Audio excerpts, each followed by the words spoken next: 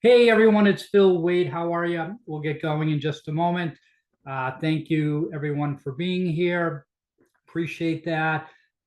If you could hold off on the chat until the end. If you have questions, type them into the "Hey John, how are you? Good to see you." But save those to the end. Don't be don't be chatting while I'm talking. If you could, there will be time at the end for question and answer. So all right, we'll let me share the presentation. 1 second on that. All right, perfect. So this is sort of a byproduct of the of the NAR settlement, and then this has come out actually from NAR. There are some do's and don'ts. I've kind of tweaked it a bit here and there for things that I think are pertinent, but these are the NAR guidelines and kind of what we do want to adhere to. All right, so let me move the screen. All right, so again, none of this really should be new. It's kind of a refresher, but we want to clearly and frequently demonstrate our value, to our clients, both sellers and buyers. But here we're talking about buyers tonight. So right when you meet that person, you're going to communicate your unique expertise and experience and explain that one of the core reasons to use a realtor instead of just a real estate licensee is that realtors are required to act in the client's best interest under the Realtor Code of Ethics. So, right, that's the difference between someone who's just a real estate agent and us as realtors, right? Our duty is to that, buyer, as opposed to ourselves, right? Your value includes working to find the buyer a home that meets their distinctive needs. Consider sharing. There's a guide, and we're going to have the links for the guides at the end. Duty to put clients' interests first above their own, right? So, you might want to share that link with your clients. Explain all the services you provide, including, basically, they just kind of left it at, explain all, meaning NAR, explain all the services you are providing. But I kind of added, you're going to tell them, hey, at least this is what I would be telling my buyers. You're going to tour as many homes as needed. You're going to do that competitive market analysis. One of the things that people, and it's both with sellers and buyers, oh, what's the commission? Right, the commission. We hear about the commission. You're not worth that commission, right? But here's really what counts for both sellers and buyers. For sellers, what did they get at closing, right? What did they get at closing? And for buyers, how much did they pay, right? Is that buyer better off with you negotiating, you using your expertise, you may be doing an escalation clause, things that they would never know, right? So the idea being that, yeah, someone's going to pay you a commission, but you're going to help purchase that home for less, right? So you're going to do that competitive market analysis. You're going to be present at the home inspection. You're going to negotiate the home inspection. You're going to follow up with a lender and title, ensuring closing is on track. You're going to be protecting their escrow, right? You're going to review the title commitment. You're going to do that final walkthrough of the property to ensure all is in order. And you're going to review the settlement statement with them so they know exactly what is being charged, right? This is what you do. This is your value. If you kind of strip it all down, I think I've summarized it well, right? And then we have, on the Join Dalton Wade website, we have the editable, downloadable buyer presentation, right? These are the aspects of what we do. You don't want to be an individual unless you're a very, experienced, bought many, many properties out there unrepresented, right? Get taken to the cleaners. I've seen it happen. Explain to that buyer that this is an agreement outlining the services the agent will provide and what they will be paid for those services, like anything, right? Hey, I'm going to do this work. I'm going to help you.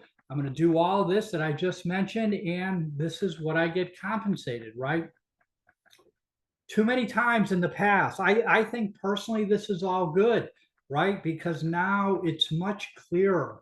I mean, I used to have, buyers say like, what do I owe you? Like there was all this confusion, right? Because it was all kind of in the shadows, under the covers, right? But now it's out in the open, right? So you're gonna, outline the services, you're gonna tell them what you're gonna do and what you require to be paid. You're going to explain that the purpose is to ensure buyers are directly involved in the negotiations of the amount their broker is paid. It's a two-way street, right? Again, that's what we do as real estate agents. We negotiate. That's what we're good at, right? Or we become good at. Hey, if that buyer only wants to pay you 1% or 1.5%, well, maybe that's not the client for you. Maybe it is, right? You have to decide that. Inform the buyer that obtaining this agreement is a requirement that most MLSs, NAR, right, /NAR, put in place for participating realtors. That's us. Note that it could also be a state law requirement. Consult your state and local laws. Primarily, I think in the states Dalton Wade operates in, it's not. But again, so it's a requirement of the MLS and us as realtors. That's why we're getting it signed. Be clear that you must have an agreement in place before touring a home with the buyer, and that they should only sign an agreement both the buyer and their agent are comfortable with. Going back to that example of, hey, they only want to pay you 1%. Well, I'm not comfortable with that. I'm not good with that. We're probably not going to work well together, right? Hopefully you're able to demonstrate your value, right? Kind of let them know that, you're really going to try hard as you possibly can to get the seller, right, to pay your compensation, but there's no guarantee for that, right?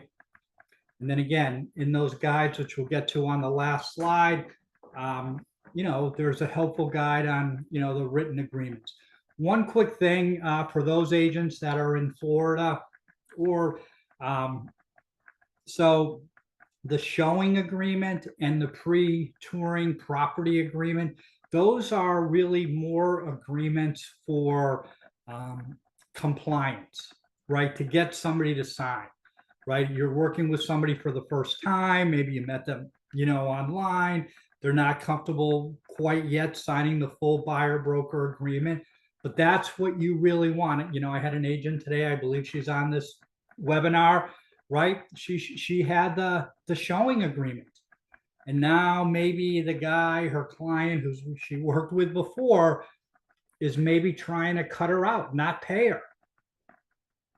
Now again, the showing agreement, property pre-touring agreement, they are legally binding documents, but the hard part, hard to collect. Why?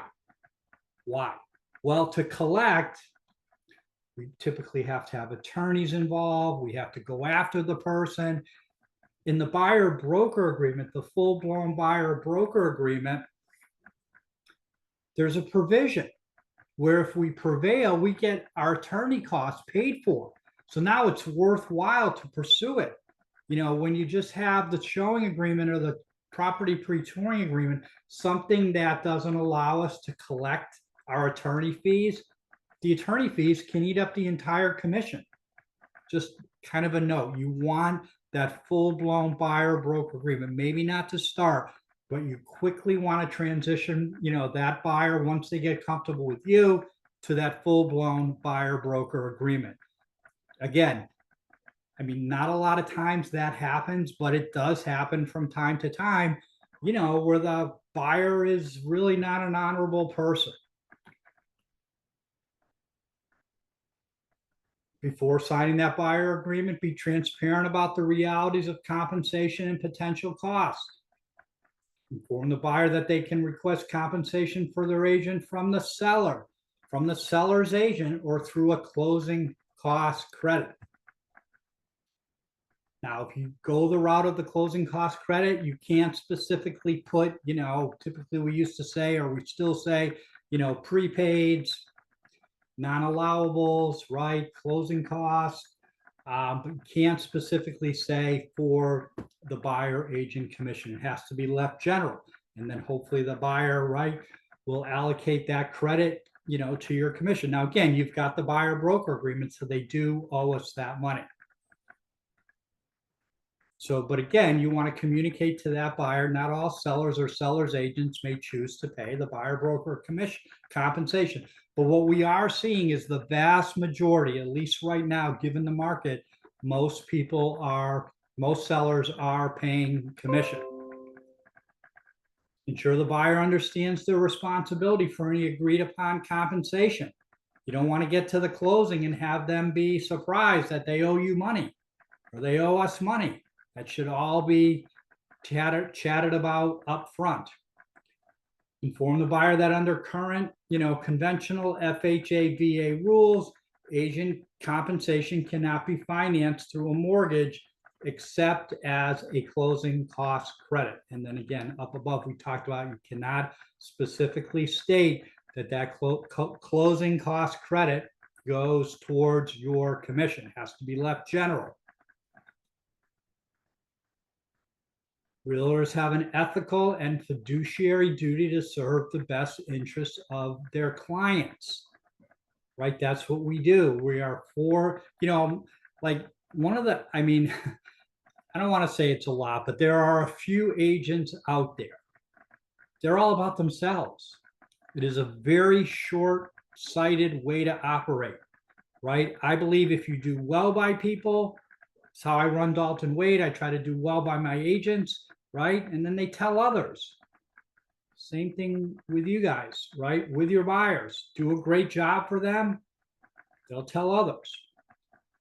The settlement explicitly preserves offer of compensation as a choice for consumers because it can mutually benefit both buyers and sellers.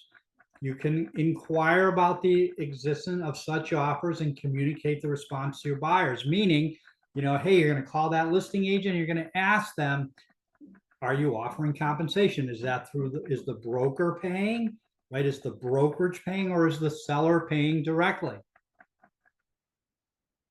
Now, again, we've run into, and these are the bad realtors. We run into them from time to time, where they'll say things like, oh, send in an offer and then I'll tell you what the commission is. That's BS. That is BS. It doesn't work like that.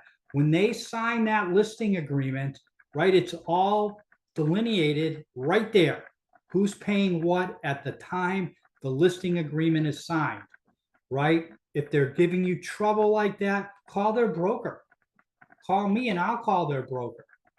Don't put up with that crap. I don't know what else to call it. Additionally, even if the seller or their broker is not offering compensation, your buyer can choose to ask the seller, right, to cover the buyer broker costs in the buyer's offer, meaning the closing credit. Closing credit. Now, let me just say this. One of the things we're seeing, and it's wrong, right? It's wrong. Offers where right in the additional terms, it'll say buyer broker to receive 2.5% of sales price as compensation. In the additional terms, right, we are seeing, right, seller to pay 2.5%, whatever it is, to buyers, broker, right? I didn't sign that. I didn't sign that. That is not enforceable. I'm going to say that again. You put that in the offer, you put that in the additional terms, good luck. Good luck. If you don't get paid, I mean, I go to bat for my agents all the time. That's what I do. But that one, I can't go to bat for them because we didn't sign that. I didn't sign that. I don't have an agreement with the seller. I got nothing. You got nothing. Now, again, maybe they pay you, but if they don't, you're vulnerable. Don't do that. Get that, offer of compensation from the seller or from the selling brokerage prior to submitting that offer. They should have that. And if they don't, then go in with a credit. Go in with the closing cost credit and be paid that way.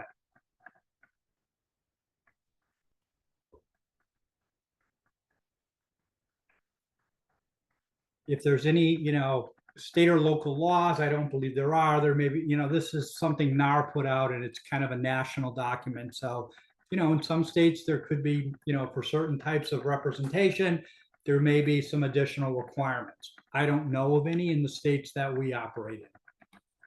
All right, now those were the do's, right? Do, like, you're gonna let them know, you're gonna be transparent, you're gonna promote your value, right? Here are the don'ts. Don't misrepresent anything to a buyer, including the nature and purpose of the written buyer agreement. Written buyer agreements outline the services the agents provide and that they will be paid for those services. The purpose and reason for these agreements must be accurately explained and presented to a consumer so that can make a reasonable, informed decision on how to proceed. The code of ethics requires honest and truthful communications and representations to always protect and promote the interest of their client. The client comes first, and to treat all parties honestly. And that all agreements related to a real estate transaction be clear and understandable. While some states legally require buyer agreements, many MLSs, pretty much all the MLSs now require a written buyer agreement as a result of the NAR settlement and related practice changes. So you don't want to be telling people, oh, this is a new law. It's not a new law. This is not a law. The buyer broker agreement, it's not a law, but it is a NAR and MLS rule. So make sure your explanation of the requirement is accurate.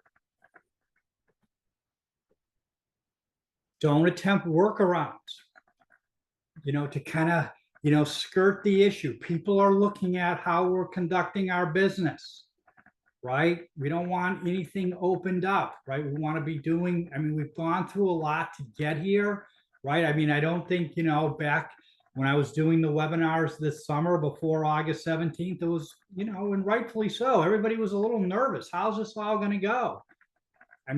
We're 4 months into it, and I think it's gone well. At least that's my read. I've had only 2 issues, where maybe it wasn't handled correctly by an agent, right? So, we're doing pretty well, right? And again, it may be the nature of the market, because, hey, let's face it, it's a buyer's market and not a seller's market. So sellers now are more apt to offer compensation. Any compensation agreed to in the written buyer agreement must be objectively ascertainable under the settlement. This means compensation must be clearly defined. 3%, 2%, $5,000, $8,000, $50 an hour, whatever it is, but it's not open-ended. Oh, it's 2% if the house is, 600,000. Under that, it's no. It has to be very exact. Do not enter into agreements created to get around this requirement. For example, you should not enter into multiple agreements with the buyer at one time for the same services, or define compensation as whatever the seller or seller agent is offering as compensation. It kind of goes back, oh, send me the offer and then I'll tell you what it is. No, that is wrong. Call that, listing agent's broker, or call me and I'll call them. There's a lot of, I don't want to say a lot, but there are definitely agents that don't understand, right, and are doing things in kind of this rogue manner.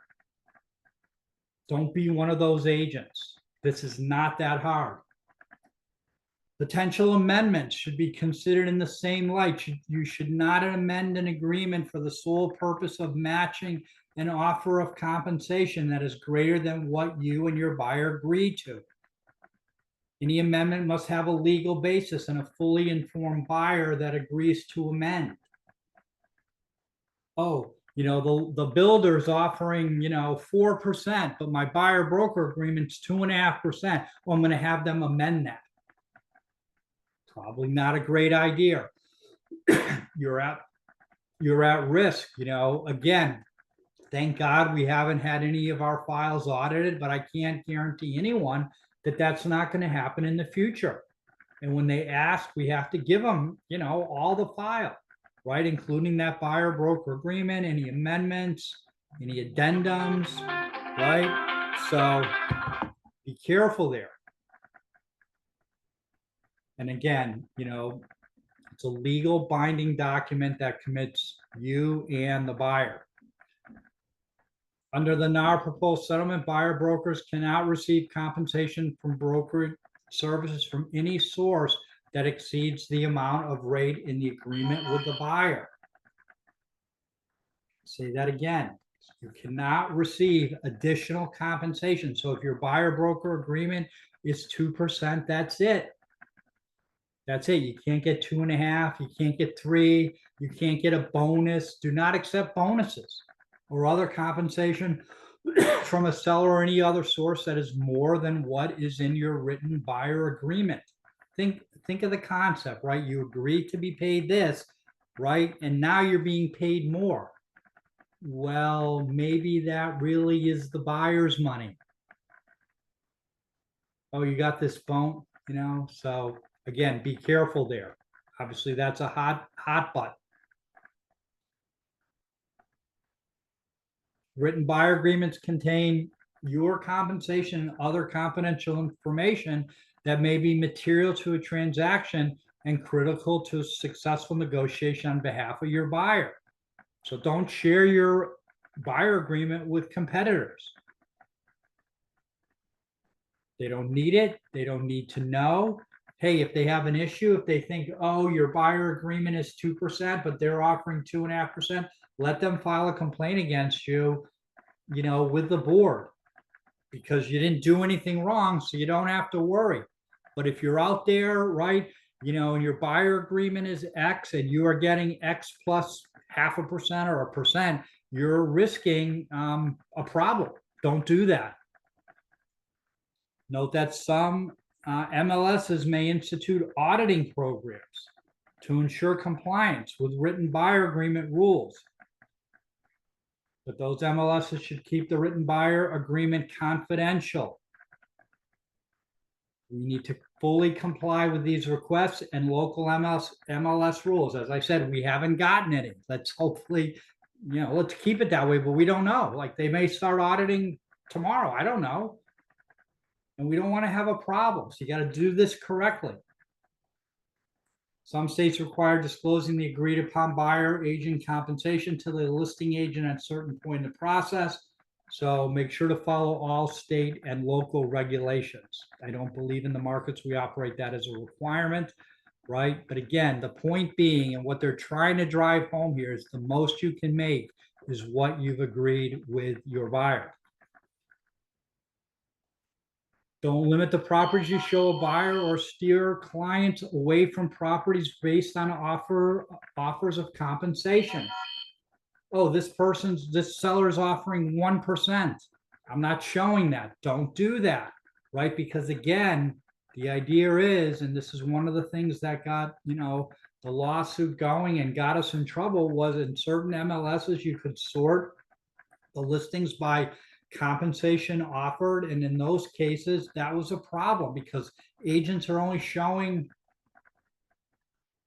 the listings with higher compensation and neglecting the other ones. But now we don't have to worry about that because we have the buyer broker agreement, so you can show them all houses. Doesn't matter, you're going to get paid, right? Because you have that buyer broker agreement. Again, I'm going to stress, stay away from those one-page agreements if you can all help it, right? They are hard to enforce. And if you have a buyer, that in the end doesn't want to pay, and we've used one of those, yeah, we're in compliance, but it's going to be hard to collect our commission. Realtors must inform buyers about any home available that meets their criteria, regardless of whether or how much the seller or listing agent is offering. A buyer should be in the driver's seat with respect to their search and the homes they wish to pursue. Agents should educate buyers on the pros and cons of each option available when looking at it, and making an offer on a property, including that the buyers can ask sellers to pay for the buyer broker compensation as part of the offer. And when I say it's part of the offer, I mean a closing cost credit. Do not, I'm going to say it again, I said it before, do not put in the offer buyer broker to receive 2.5% commission based on purchase price. That is non-enforceable. If that seller says, I'm not paying you, you're done. You're not getting paid. And I got no way to back you because I didn't sign that. We don't have that relationship. It'll be thrown out. Refusing to inform your client of properties because they are being sold by a broker, agent, or seller who is not offering compensation is inconsistent with these principles, meaning, right, you're going to get paid by the buyer in that case. So what does it matter? What does it matter? Here are the guidelines, right? I mean, the webinar will be up on the Join Dalton Wade website, probably tomorrow midday. You can download these, you can share them with your clients, all good stuff. I would definitely encourage everyone to take a look, to read these, right, and share them with their clients. It will help you secure those buyer broker agreements. All right. So let's throw it out there. Open up the chat. Start at the top. There's a few hellos. Thank you, everyone. Hey, Doug, good to see you. Giovanna, I'll skip those. Let's see if we get down to some questions here. Will this training be available to, I got to do something with my kids. Well, the kids, Nelson, how are you? Good to see you. Got kids. Awesome. Go have fun with your kids. It'll be up on the website tomorrow. Take a look. It'll all be there. All good.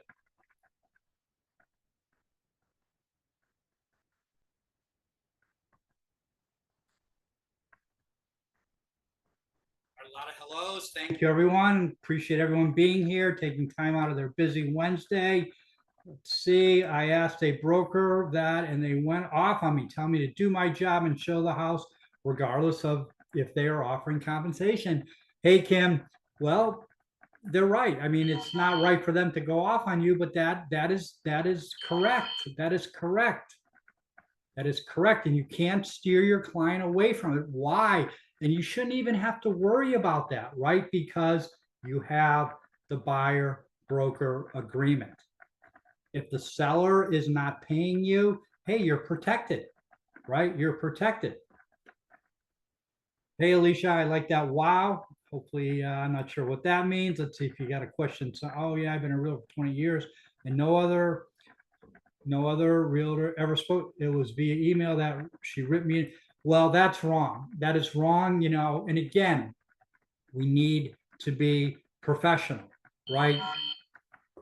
We need to keep it, I mean, I got a complaint on one of the agents today, he actually left a message, and I don't want to get into what he said, but he said some kind of racist things. Like, what are you thinking? What are you thinking? Be professional, right? We are professionals. Treat people how you want to be treated, right? If they're, bad or mean or whatever, then when you get off the phone, say, oh, I hate that guy. I don't, but don't get into it with them. Don't go there. Hey, Claudia, good to see you. Absolutely. You want that the buyer broker agreement, right? The showing agreement, the property pre-touring agreement. Those are fine. They make us compliant, but they're not really enforceable. They're not enforceable. So we could have a problem if we don't get paid because, again, the cost to enforce oftentimes is as much as the commission or sometimes more. You got to get an attorney, you got to take them to court or arbitration.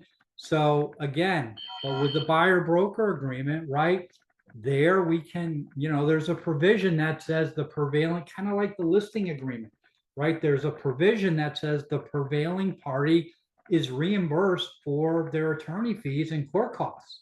So then it makes sense to go after it. So that's why we want that full-blown buyer broker agreement. Hey, Denise, seller's agent say he left the buyer's broker commission negotiable. Where would you? That's that's bullshit. I don't know what else to say. Tell that seller's agent he's wrong. He signed a listing agreement. They're either offering compensation or they're not. This is not something that's negotiable. That's the Wild West, and those are listing agents that really don't know what they're doing. Call their broker or have me call them. But that is wrong. It's just, it's like, you know, like, I mean, when it was in the MLS before, it wasn't, oh, it's negotiable. No, it was what it is. It's the same thing now, except it's not in the MLS. They signed a listing agreement. What does it say? What does it say? And how much are they offering? If they're not offering anything, that's fine. Maybe you ask for a, you know, closing cost credit, or maybe that isn't the house for your client. Hey, Rosa, what if the buyer agreement says 2%, but the offer is 2? I can go with the 2. Sorry, Rosa. No, you can only go with 2%. You can only go with 2%. And if you got audited and you took 2.5%, and I know the tendency would be to take the 2.5%, I get that, you could be in trouble. You could get fined. Thank you, Ulysses. Ulysses says, no, you can't. You can't do that. You're maxed out at whatever it says on that buyer broker agreement. And again, you know, they specifically talked about, you know, was there justification for amending it or doing an addendum, right? Or maybe doing a new one that now says 2.5. That's shaky. You're on shaky ground. Don't want to be on shaky ground. It's better to have negotiated 2.5% right out of the get-go, or 3%. And then maybe what you do is then, oh, they're only offering 2.5. Well, you don't owe me that extra 0.5%. I'm good. We're good. We're good. You don't have to. I mean, technically they owe us the other 0.5%, but maybe you don't collect it. It's up to you. All right, let's see. Hey, Nettie. Well, I mean, again, none of this is fair. None of this is, you know, I mean, I didn't come up with these rules. I mean, obviously they came out of, you know, a lawsuit, and this was the workaround. You know, think of it like this. I mean, this is where this was heading, and I need to bring this up and mention this. Where this was heading and where it still may go is they may say, oh, Mr. Seller, you can't pay anything ever again. We don't want that. That's what certain constituencies, you know, there's a new administration, so they're not maybe quite as, you know, anal about that as maybe, you know, the administration that's in there now. I want to get political here, but, you know, that's where this, right? I mean, that's why this is all came out. I don't think it's fair, but it is what it is, and we have to abide by the rules.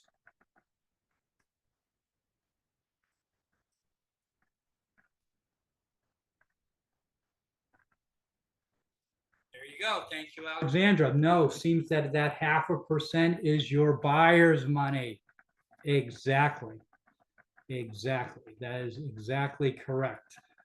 All right, let's go. Let's see what else we got here. Hey, Mo, how are you? What if a buyer broker agreement is more than what the seller offering, an agent doesn't want to charge? No problem. That's fine. We can do that. We're all good with that. No issue there. No issue there. Hey, Anthony, is that form GG we need to use? I'm not sure if I know the answer to that, what GG is. Maybe elaborate. Let's see here. Hey, Vivian, when it's my listing and the buyer's agent call me asking what the compensation, let them know what the commission is and send the commission agreement. Absolutely. Seller's broker to buyer's broker. When I have a buyer, the listing agents have not wanted to share, then call their broker and ask them like what the hell they're doing. How do you know? Right? That is just wrong. That's wrong. They're not playing fair. They're uneducated. But that, I mean, that is happening. I understand that.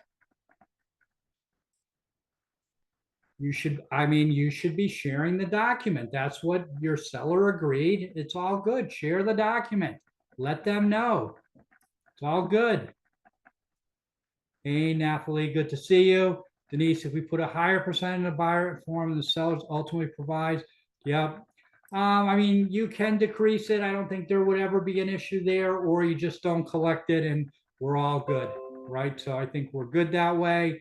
No worries. Let's see. Cassandra says, thank you. Thank you for being here, Cassandra. Let's see.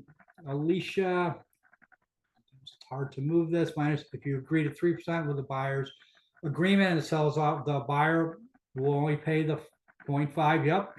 But the buyer agreement should be in place first. Absolutely. Absolutely. The driver out of the gate is that buyer broker agreement. That way, you know, you're getting paid. I mean, it does take some getting used to, right? It is a change in terms of how we've operated in the past, but that is exactly what you want to do. And then you can show them houses that don't offer any compensation. Who cares? They're going to pay you, right? So, but again, you want that strong buyer broker agreement so that, you know, has some teeth just in case the buyer is a knucklehead, right? And they don't pay us. Not good.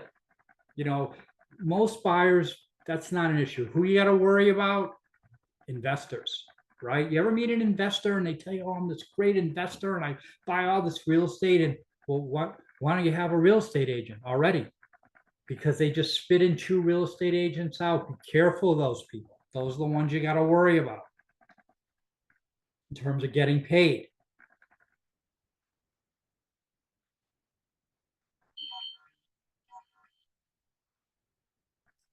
So if the buyer signs agreement at 3% and the seller's offering, what do I do in this case? Well, you have flexibility. I think you can either collect the 0.5% from your buyer or not. It is up to you. It's up to you. Should we use these same documents when selling and buying a personal home? Absolutely. Yep. Always safe. You want to have that buyer broker agreement, even if it's for yourself. Just have it. Let's see, Ramon, how are you, Ramon? If the buyer agreement shows 3% offers, I will tell the buyer that I will. Right. Yeah, absolutely. Absolutely. All good. Thank you, Phil. Merry Christmas. I love that. Thank you. Hey, Maxine, good to see you. Good evening. Thank you, Brian. Appreciate it. Absolutely. Love doing these. Let's see. I'm glad this can be a touchy situation. Hey, Tammy, absolutely. Right. We want to get this down. We want to think of it as not a big deal. Right. It's just standard operating procedures. You know, I believe it's Georgia. Like if you're a real estate agent in Georgia, even before this, you didn't take anybody out without a buyer broker agreement. It's just how they operated there. It was customary, local, right? Customary in that market. Most places you just take them out, right? Now, you know, people will get used to it. You'll get used to it, get good at it, you know, express your value. I truly believe from the bottom of my heart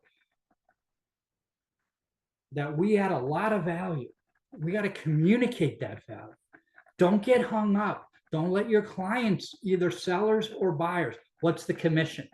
What's the commission? You know, when I was out there, you know, doing production, my target market was FSBOs. Oh, they can be cheap, right? Cheap.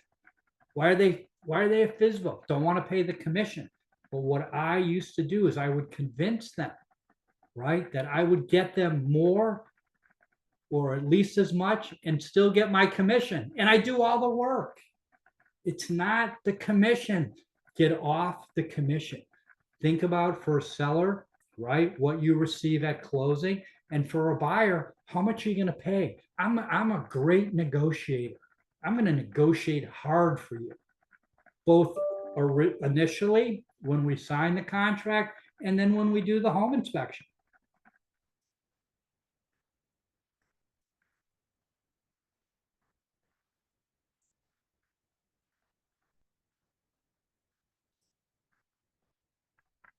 Hey, Seth. Yep, we've had those. We haven't done it in probably about a year. We're probably due for it again.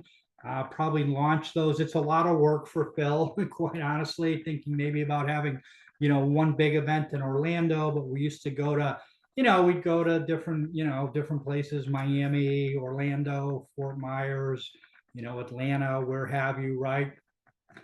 But we do those, and we are well due for one. Hey, Denise, good to see you. Thank you for being here. Good job. Hey, Ann, good to see you. I'm going to try to speak a little French. No, I really shouldn't do that. All right, Kim says, how should the closing cost credit for realtor compensation be worded on the offer? Great question. It should be worded exactly the same way it was worded before. Seller to pay, I used to like a dollar amount, but you can put a percentage in there. Seller to pay $10,000 towards buyer's closing costs, prepaids, and non-allowables. And then the buyer will allocate part of that or all that to your commission. What we can't say is seller to pay 2.5% of purchase price for closing costs, prepaids, non-allowable, and buyer's agent commission. That word, that part where it says buyer's agent commission cannot be in there.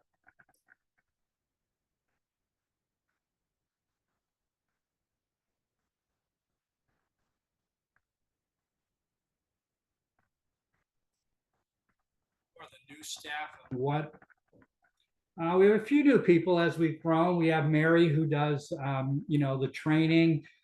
So she's kind of my training specialist. Loop. If you ever have any questions, on Loop or any issues there, we're going to send you her way. And then Kevin, Phil is the broker here in Florida, but Kevin is the broker in all the other states. Kevin actually is licensed in 50 states. 50 states. Can you imagine the continuing education that guy has to do? But he's licensed in every state and the District of Columbia. Yeah, I mean, absolutely. It's definitely okay to ask if they're offering compensation, and hopefully, the listing agent is open and honest, and just like you guys need to be, and tell them, hey, again, when they sign that listing agreement, it's all like documented there. It's not like, oh, this, that, oh, what the offer is. No, that's all BS. Those are, I don't know, type of agents, listing agents I personally can't stand. Can't stand them. Can't stand those people. They're all about themselves. That, again, remember what it said in the beginning. We're here for our clients. I honestly believe if we treat our clients and we're there for our clients, and we believe we're a fiduciary to our clients, we will benefit in the end, because they will tell others that you are awesome. Why do you think realtors have a bad reputation and are like one step above or below used car salesmen? Because they're out there. They're out there. They behave badly. They're all about themselves. They'll screw their client for the money. Don't be like that.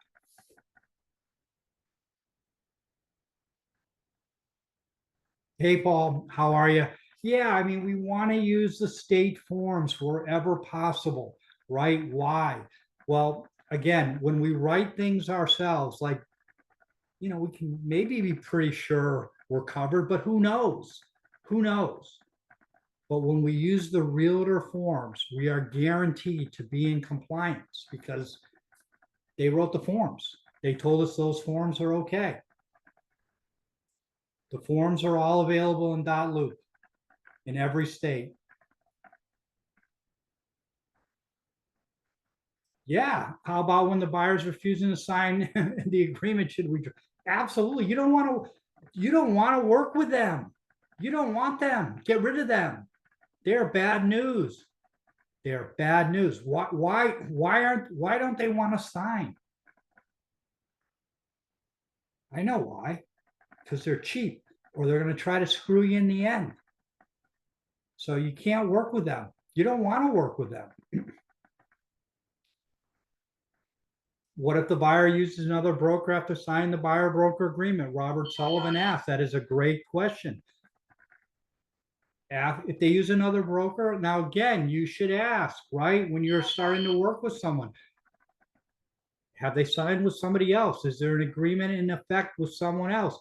If they buy a house through another person and we have that buyer broker agreement, we can go after them. We can go after them, especially if we've used, again, I'm going to say it again. We want that buyer broker agreement that has, the provision that says if we have to go to court, the prevailing party collects attorney's fees. We can go after them. And we will, provided we have a good chance of recovering. Thank you, Johnny. Good seeing you. Maria, thank you. Let's see what else we got here. No worries, Amber. That's why you're here. You're going to be a great agent because you're taking the time and you're here. I don't know how many people we have, a few hundred, 300, whatever. Dalton Wade has 2,000 agents. Where are the other ones? Where are the other ones? They're probably ready to flunk out of being a real estate agent type of, you know what I mean? Like you gotta put some effort into honing your craft. This is a profession. If you treat it that way, you will do great.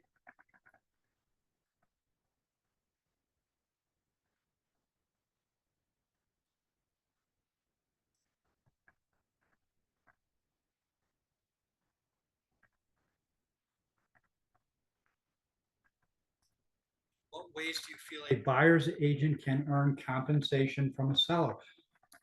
Well, I'm not sure when you say earn, right? What ways? Well, you're bringing your client, right? You're helping that client through purchasing that home, right? You're helping the seller get that home sold. Thank God, right? Thank God that this has come down in a time where, again, it's a buyer's market. If this, all these new rules had come out in 2020 or 21 when sellers, you put the house on the market and it never even made it to the open house, we'd be in a different place. And, sellers probably wouldn't be offering as much compensation as they are now. Now they need buyers. They need you. Hey, John, I have a question about the Trek One. Type it in. I'll try to get that answered. Or Kevin, I'll let him know and he'll answer it for us.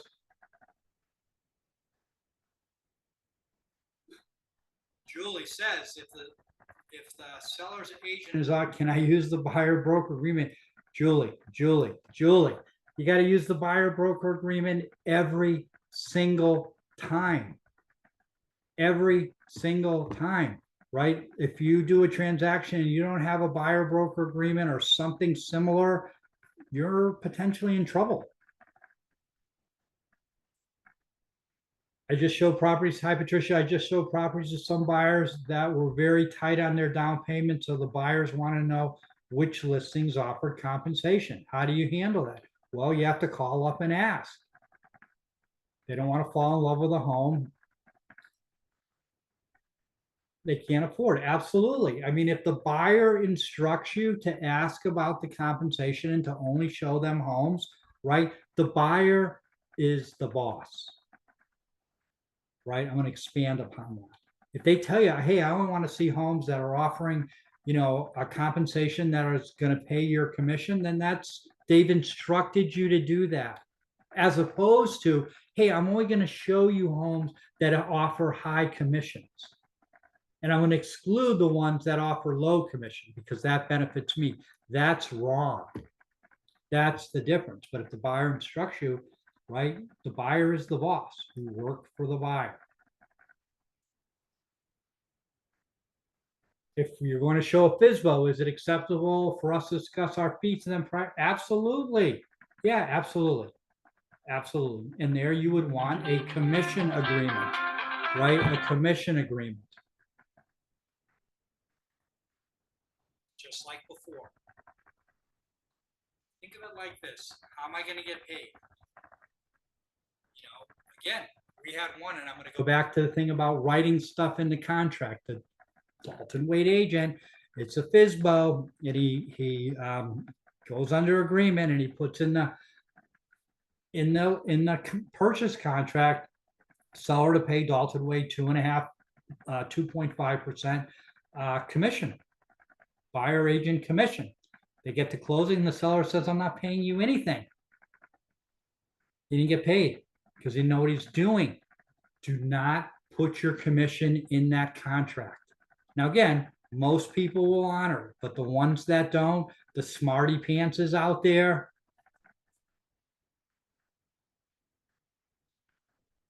you're in trouble. Are in-person meetings or trainings available? We really don't do in-person meetings. We do webinars. We have videos. We record everything.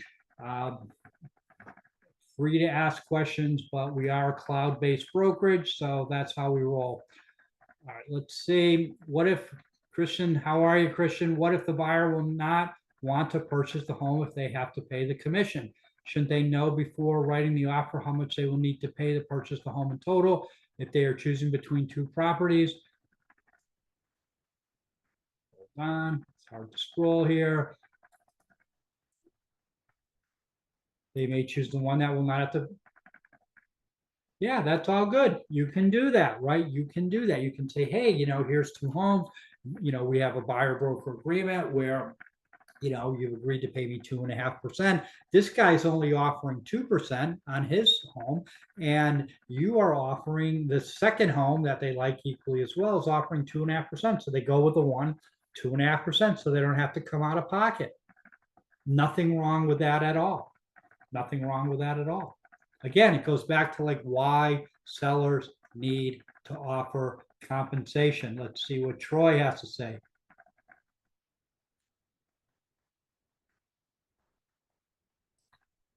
Again, I think, Troy, sorry to hear that. That's a tough one. I think sometimes these internet leads, are harder, right? Again, you're just meeting somebody for the first time. Maybe you could start with like the showing agreement, right? Or the property pre-touring agreement. If you choose to get them comfortable. If they don't want to sign something, theoretically, they're just going to have to go out on their own. And if they go out on their own, they do so at their own risk. They do so at their own risk. Buying real estate is tricky. They need someone to help guide them, right? How do we know if our potential buyer has already signed with a different agent? Not your worries, Denise. You don't have to worry. My buyers have no clue what they've already signed with anyone else. So far, my buyers have not been given a copy of what, if anything, they've signed. Again, that's, kind of their problem that they signed to. Again, it goes back to what we talked about, in the presentation. This is serious. These are legally binding documents. These are not like, oh, sign this, who cares? No, that's not what this is at all. So again, you're going to get paid. Now, again, that person who, also has a buyer broker agreement, if they want to pursue, that buyer, they can. Yep, all the various buyer broker agreements are in .loop. They're all there, easy to find. If you have any trouble, call support. All right, could you explain the difference between seller offering comp or broker? Hey, Jason, that is a really good question. So let's look at the listing agreement. I'm going to speak to Florida, but I'm sure the other states are like this as well. So it used to be, right, let's use 6%, the brokerage gets 6% and then the brokerage pays 3%, right, out of that 6% to the buyer's agent. You can't believe how many times we would see listing agreements, 3% for the listing agreement, for the listing brokerage, 3% for the buyer's agent.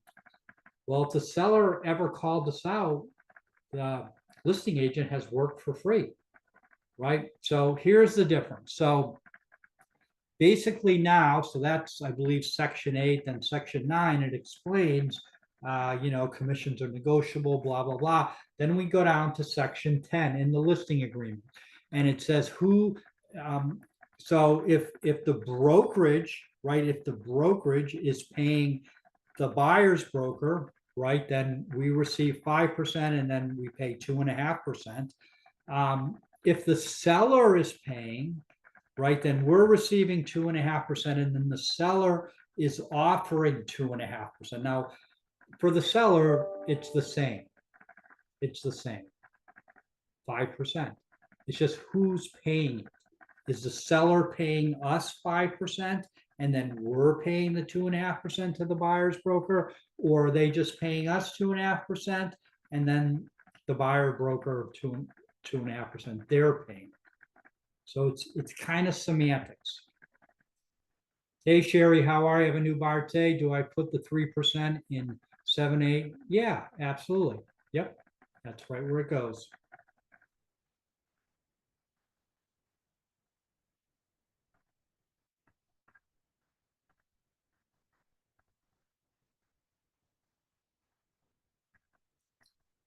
Hey Candy, yeah, you do. Do I need a buyer broker agreement if I buy from the builder for myself? Yes, you always want a buyer broker agreement.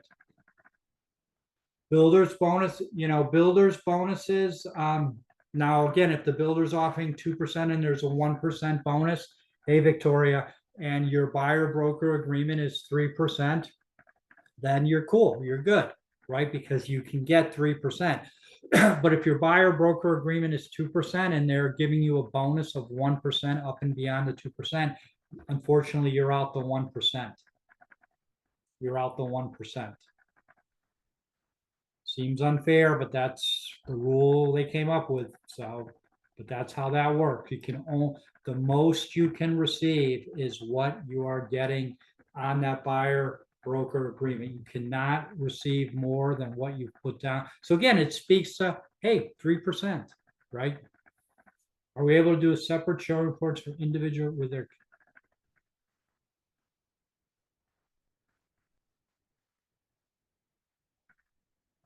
You can, I mean, you can do one showing agreement and then maybe, after everybody's gotten to know each other, you can switch to the buyer broker agreement.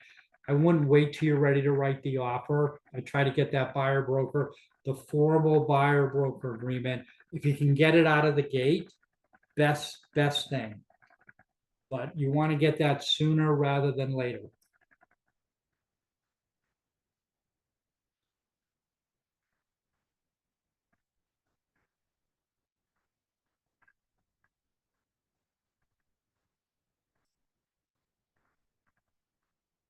Hey, Connie, let's see here. So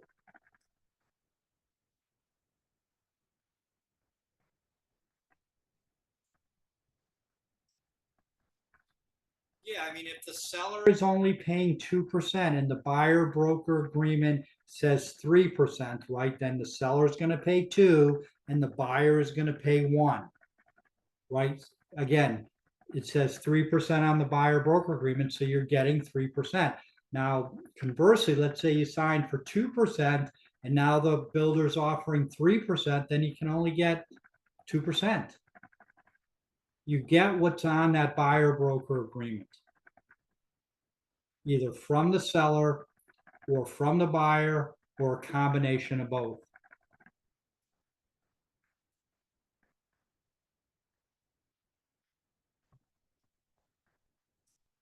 Hey, Jeremy, I met a potential buyer in my open house. Does the potential buyer need to sign a buyer broker agreement? No, they don't. Now, if you said, hey, they say to you, hey, I want to write an offer, then yes. Or maybe you're like me and you've got a lot of clients off of open houses, and then you take them out and you start showing them other houses, then you need the buyer broker agreement. They just come to the open house, you don't need it. But if you're showing them other properties, you need it.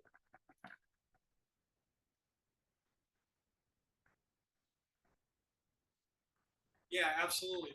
That's you can contact them. You can just tell them, hey, that's wrong. I'm going to contact your broker. You know exactly what the commission is. You signed a listing agreement. If there's no commission, that's fine too.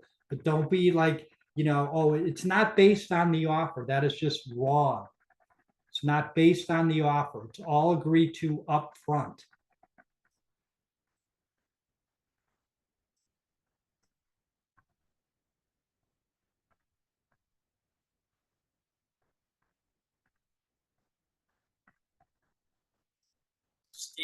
Stanley Chow, how are you? Good to see you.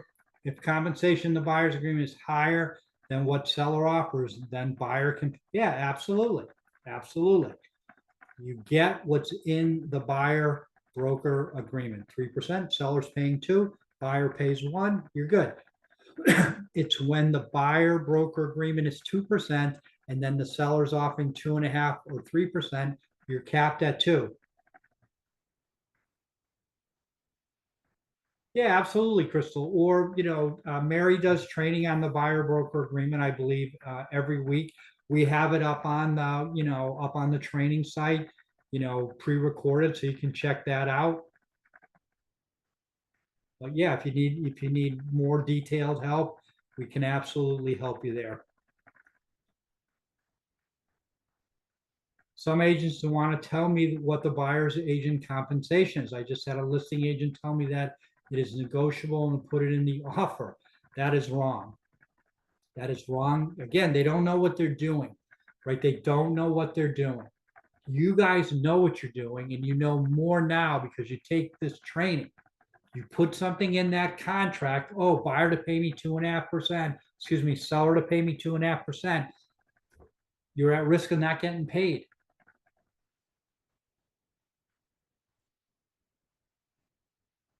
The best thing to do, the safest thing to do is to try to work it in as a credit, to work it in as a closing cost credit. Then you don't have to deal with a listing agent. It's in there, explain to your buyer, hey, I'm going to go in with a credit, right? We're not going to ask them for compensation. They're going to, give that credit of 2.5%, what I have on the buyer broker agreement.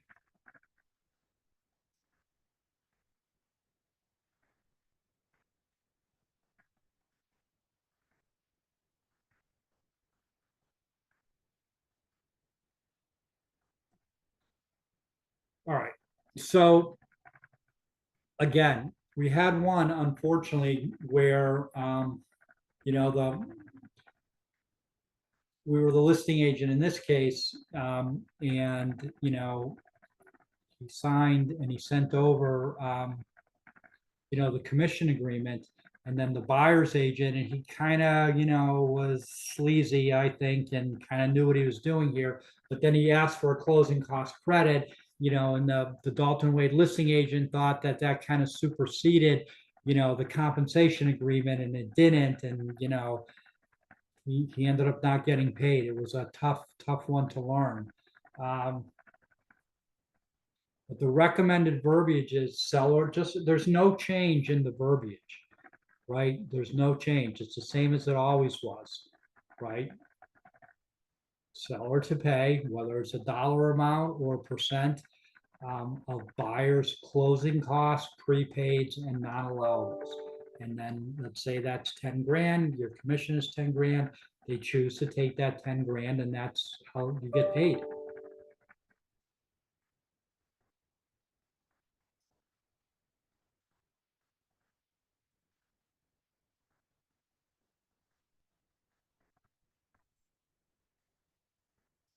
Yeah, that probably would count as a workaround, so you probably don't want to do that. I mean, again, I think it's easier just to say, hey, in the end, I'm just only gonna, it gets a little tricky because what if the seller's only offering 2% and you really want 2.5?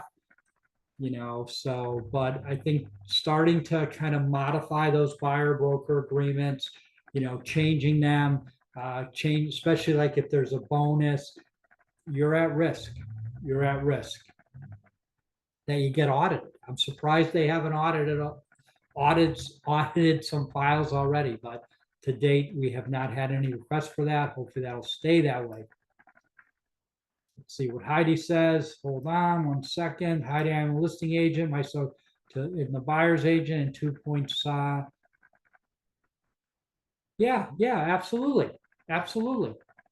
You're worth more, Heidi, right? Yeah, there's no problem. Again, it's all documented, right? You only want to offer 2% to the buyer's agent, that's fine. If that buyer's agent has a 2.5% buyer broker agreement, the buyer has to come up with the other half. Hey, David, how are you? What about in the case the buyer broker is 3% and the seller is paying 2%? Well, then the buyer owes you the 1% if you want to enforce that. But that's how that would work.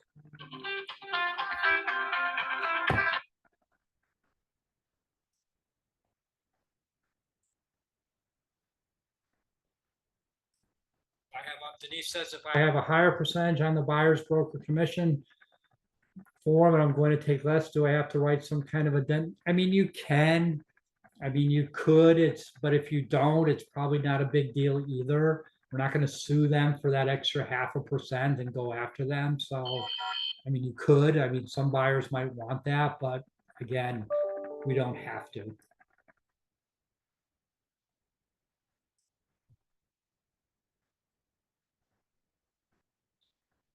Yeah, I mean, you can, Susie, or you can just collect the 3% and call it a day, whatever is easiest. Absolutely, Christian, you can definitely do that. You can, sort of rebate them back or not collect, that's fine. It's one of the advantages of like, being a transaction brokerage, right? As opposed to like, oh, I'm getting, 30% of your commission or whatever, then, I might care, but I don't care. I'm getting, my fee and that's it. You guys are in control. So whatever you decide, if you don't, you put 3 and then say, hey, we're only going to charge you 2.5%, that's fine.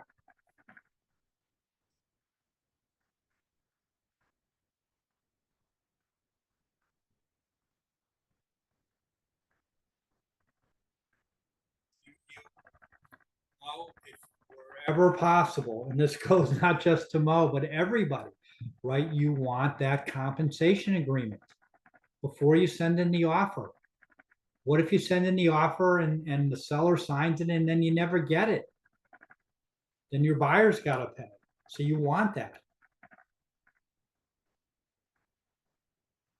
Hey, Denise, a client approached to me with a signed BBA with another broker in August, but it was never signed by the broker, just the agent and the client. Is it fully? I would say it's fully executed. I'd say it's fully executed. I mean, you guys can sign those. I don't have to sign them. I mean, I can, but I don't have to. You guys are agents, so we're all good. Hey, Sergey, how are you?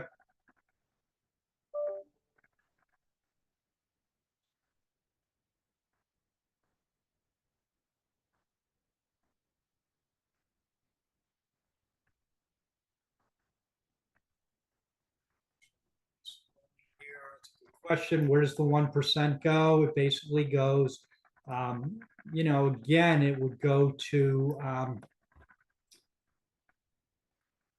it should go back to the, you might say to the, to the listing agent, hey, my compensation's only 2%, right? And try to get the purchase price knocked down by that 1% variable so that it goes to the buyer.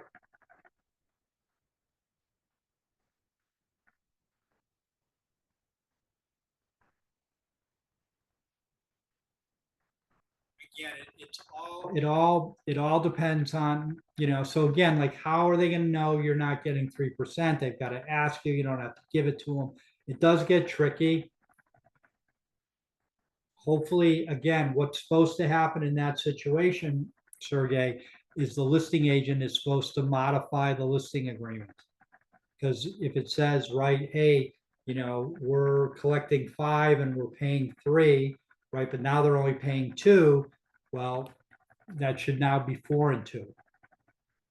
So it shouldn't go to the listing side. That kind of defeats the purpose of why all this has, come down like this.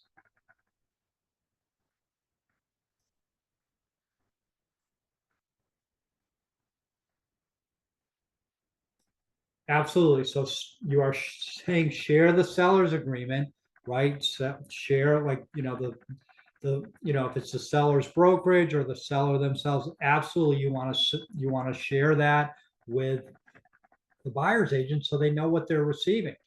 But you don't really want to share your buyer agreement, right? Like, and say you're the listing agent and you feel like, oh, you were offering 3% and somehow you had caught wind that maybe they're only, paying 2%, file a complaint.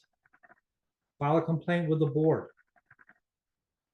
That buyer's agent never should have been paid 3%. Hey, Betty. Yeah, I mean, potentially, maybe, just covering this again, but yeah, I mean, again, if let's say your buyer broker agreement says 3%. The seller's only paying 2, right? And if you so choose, the buyer owes you 1%. Hey, Kevin, no, we do not need an agreement for rental properties. How are you? As a listing agent, can you ask for the buyer's agreement prior to accepting the offer? You can ask, right? You can ask, but they don't have to give it to you. They don't have to give it to you. Now, if you think, as I said just a second ago, Jennifer, if you think, oh, they're gaming me or they're manipulating me and I feel that way, call the board and have them, maybe take a look at that file and see what they think.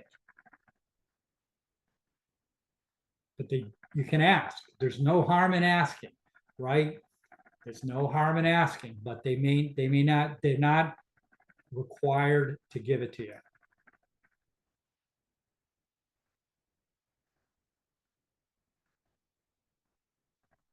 Hey, Anthony. We use basically in the additional terms, we use, what I've said a couple times. Seller to pay 10,000, 2.5%, whatever it is, for buyer's closing costs, prepaids, and non-allowables. Hey, Gina, how are you? Somewhere.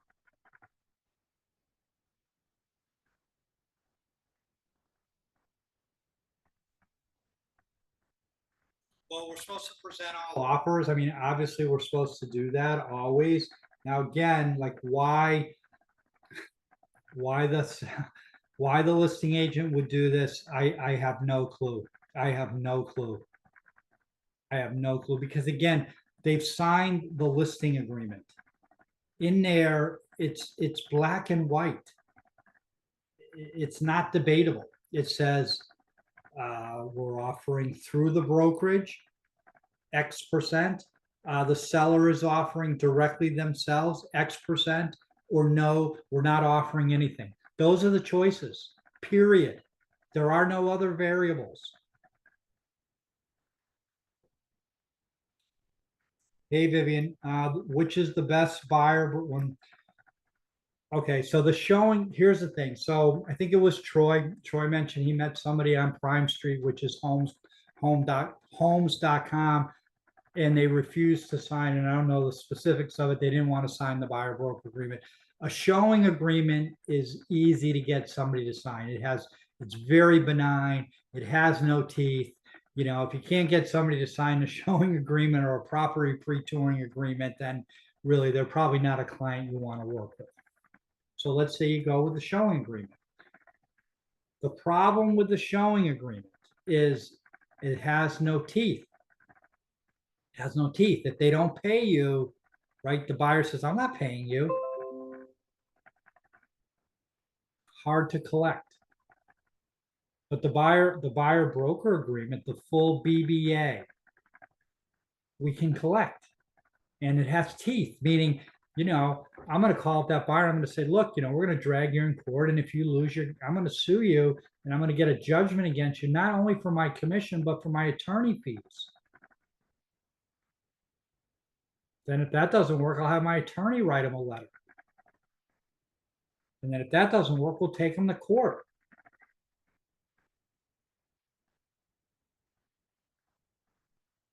Hey, Chevette, how are you? How long should we do a buyer broker? For as long as possible. For as long, I mean, realistically, the longer you've got that relationship, the better, right? You could do all this work for 2 months and then it expires and then, they find somebody else or they say, whatever. So, you want them under agreement, whatever you think is good, whatever you think is fair. Again, it goes back to what we talked about. Like they need to understand, like, oh, you're going to sign, you're committed to me for 6 months. They need to know that. Transparency. Oh, I didn't realize I was committing to you for 6 months. We don't want to hear that. We want you to fully explain to them, but certainly longer is better, right? Longer is better.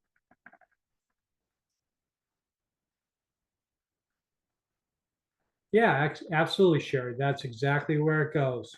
Hey, Carolyn, good to see you. How are you?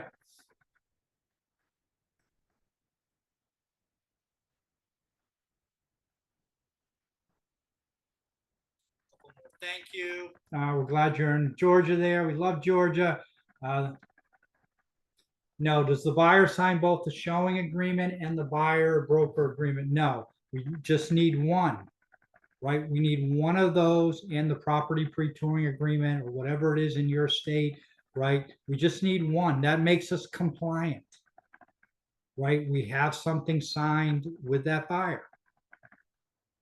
However, as I've said a few times, the buyer broker agreement is the one at the end we want because it gives us protection, just in case we don't get paid.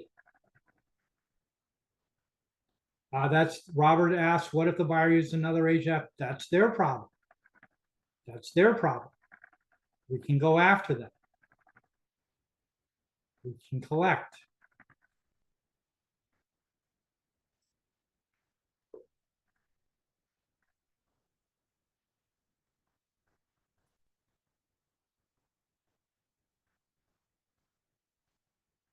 Hey, Kim, if we write a closing credit into the offer and the seller rejects that and offers us zero compensation, the buyer doesn't have the money to pay us from their bank account, they probably shouldn't be buying that house.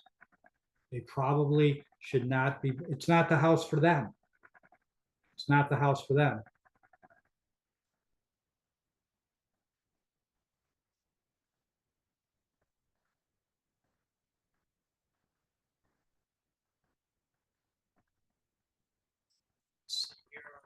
Denise had a question. It was a good one. Hold on, just scrolling.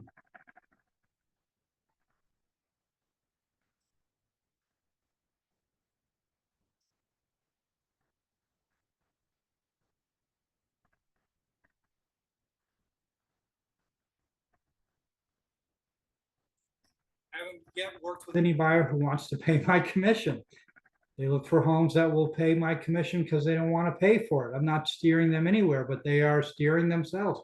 Absolutely. There's not, again, the buyers are in control, right? If the buyer tells you, hey, I don't want to look at any houses that don't offer compensation to you, then that's fine. They told you that. The problem is if you, without them telling you that, you decide that would be a problem because then you're steering, right? But if they tell you, hey, they're the boss, right? They're the boss. If they tell you, hey, I don't want to look at any homes that aren't offering compensation, you're all good. You're all good.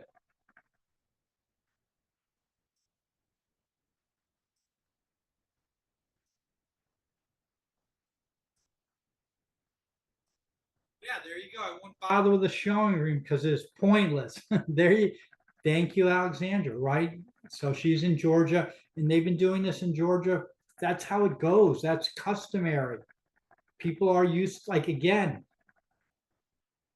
just how they do business there. They get people like this, all this stuff with NAR, all these changes, probably not that big of a deal in Georgia because that's how they've been operating previously. They didn't take people out without a buyer broker agreement. No worries, Stan. We'll catch you on the rebound. Thanks for being here. Appreciate it.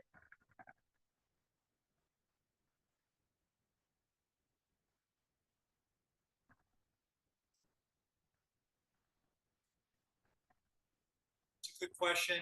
I mean, you would kind of know, right, that they're only offering 2%, right?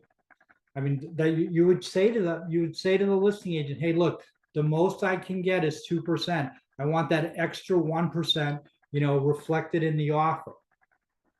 Meaning you're going to try to get that for less, which they should be agreeable to. No, the seller will not just keep it. Again, I mean, again, it should go to the buyer. I mean, it's hard to know who's getting it, the seller or the buyer, but the protocol would be to, negotiate. Say, hey, look, my commission's only 2%. You're offering 3%. Can we lower that purchase price by, let's say it's a $400,000 home? Can we do 396? It's a little more negotiation. That's all.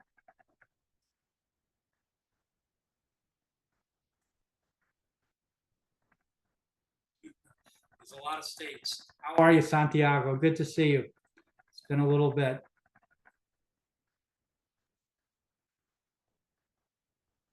Yeah, 50 states. I think he's got his mortgage license, Amber. in all 50 states as well. Unbelievable. No, no. Well, you can, I believe it has to be a dollar amount. Check with your MLS. Every MLS has different rules.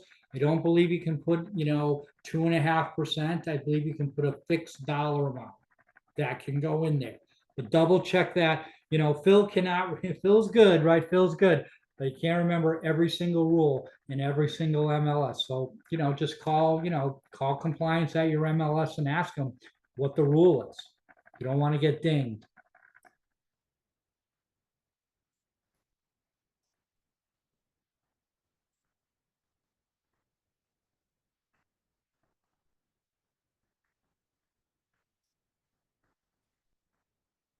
So can he use a showing agent for a buyer under the new NAR rules? Good question, Glenn. How are you? So if it's a Dalton Wade agent, if you're using another Dalton Wade agent, so that buyer broker agreement, right, is with Dalton Wade. So then that's fine, no issue. Again, you wouldn't have an issue. I would just be worried that that showing agent could have an issue. So that's a tough one.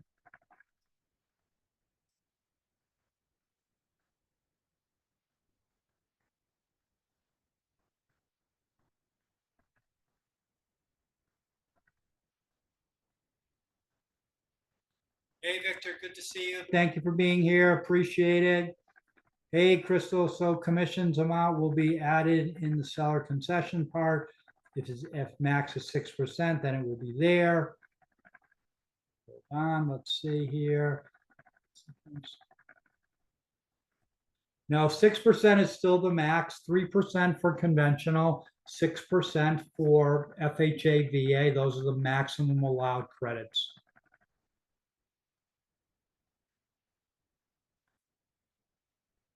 I mean, hey, Joe, how are you? Is there a timeline? I mean, really, again, it should all be out of the listing agreement, right? I mean, you should have that, think of it like this. You sign, I mean, there's three ways. We'll go through it again. Three ways the listing agreement can go. One, they're running everything through the brokerage. So the brokerage is getting 5, and then we're paying out 2.5% to the buyer's agent. Then you need, a seller's brokerage to buyer broker agreement.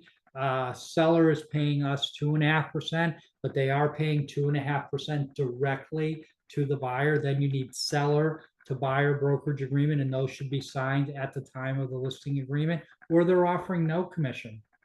Those are the three choices. Thank you, Paul. Hey, Jill, how are you? Let's see what Jill has to say. I live in Florida and asked for a compensation before touring a home in Atlanta. I was told by more than. That is correct. That is correct. You'd have to refer that out. Would be the way to at least get something. Now, from a friend, landlord, renewing a lease, I do not want to charge him or her.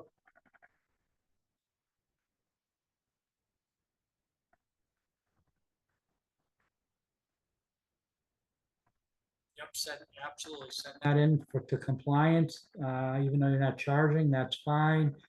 Thank you, Kelly. Desiree, let's see. Let's see. It's a little hard here.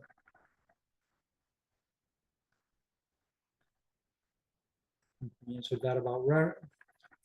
Hey, Rodalee, good to see you. Thank you for being here. Appreciate that. Let's see. I joined Dalton Wade working in Houston. Is it a buyer's market? It's a buyer's market everywhere, Cheryl. I mean, that's the world we live in today. So let's, again, thank goodness it's not a seller's market. Then I think sellers would be more emboldened, right? And, there'd be less compensation to the buyer's agent because they don't have to. I think I touched on this, Kevin. We don't need an agreement to show rentals. No, yep, no agreement needed for rentals, showing, or commercial deals, or land if it's zone commercial.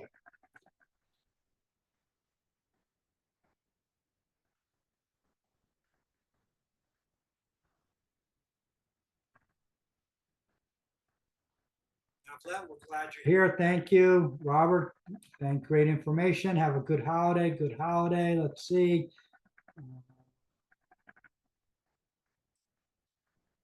Thank you, Natalie. Appreciate it. Yep, there's unfortunately, that's making it harder for everybody, for us that do, that do understand, um, you know, um, but there are a lot of agents that are just not on top of their game.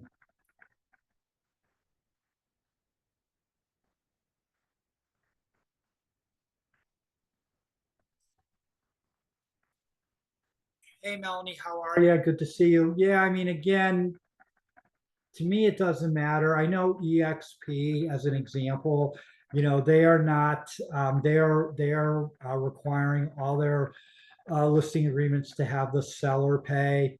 So that is more potentially, if there ever is any more kind of backlash with this, more safer. But hey, I trust. I trust NAR. This is what they told us is acceptable. I'm running with that. And that's all fine by me. So either way, let's see.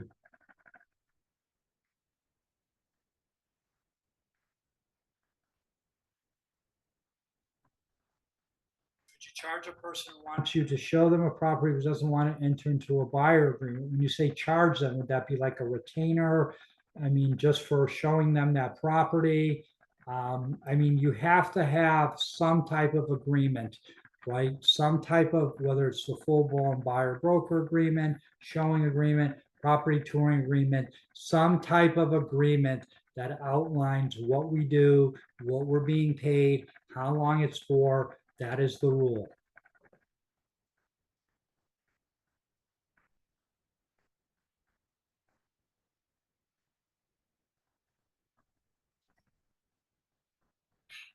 That is a really good question. And again, I think so. I don't know the answer to that. I mean,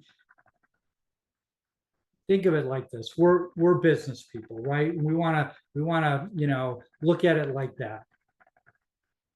If you if you signed it and you did an addendum or amendment, right, increasing the commission, and then out of some poor luck, that's the file they choose, and they see that, are they going to take exception to that? I don't know. They could, because they do talk about having multiple signed agreements, doing addendums, right? Because all you did was really benefit yourself. And that's what they're really trying to prevent here. So again, I don't know how they would act in that situation. What are the chances of being caught? Probably very small, but there's always that chance.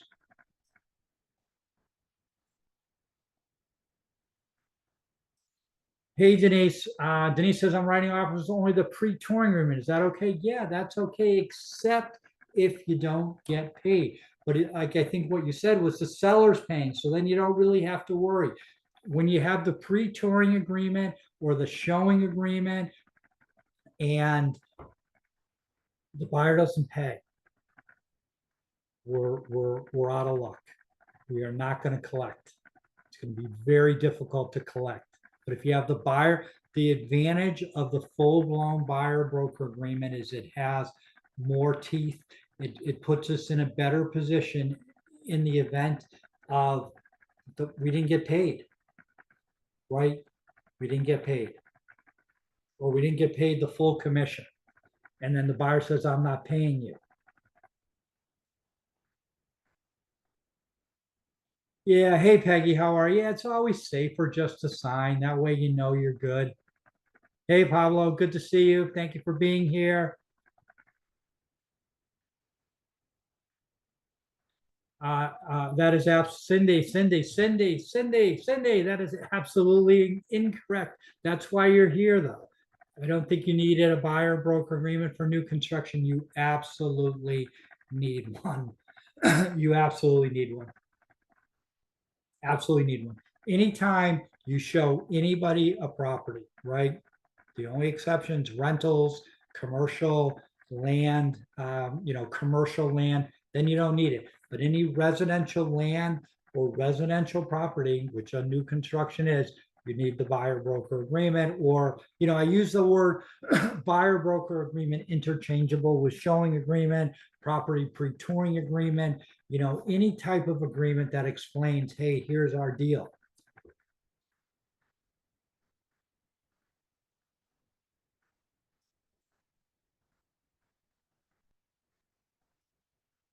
You can have multiple buyer broker agreements with different commission rates with different buyers.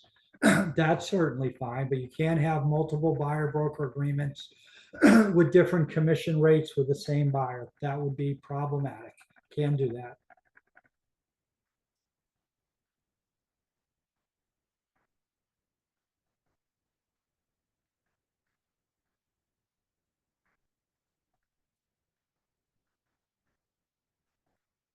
Hey, Amber, yeah, the pre-touring agreement, the showing agreement, or the buyer broker agreement in the beginning, absolutely.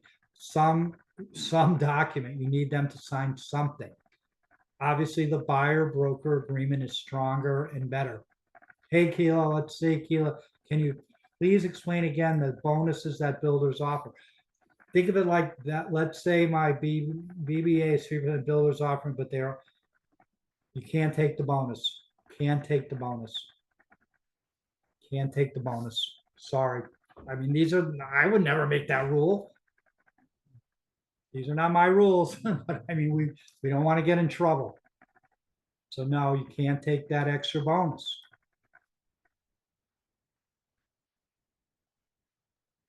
Hey, Nora, thank you. Exactly. I mean, if you're doing it through, so they either pay you at closing, right? They wire that money in, right? And it's on the settlement statement that they're paying you directly, if that's the case. Or if you're doing the closing cost credit and they're really financing it through the lender, that's fine too. Then they're going to tell the title company or the closing agent how to allocate that credit, and they're going to allocate that credit to your commission. If they don't do that, then hopefully you have the buyer broker agreement, not the showing agreement or the property pre-touring agreement. Hey, Casey. Merry Christmas. No worry. Thank you for being here. Good to see you.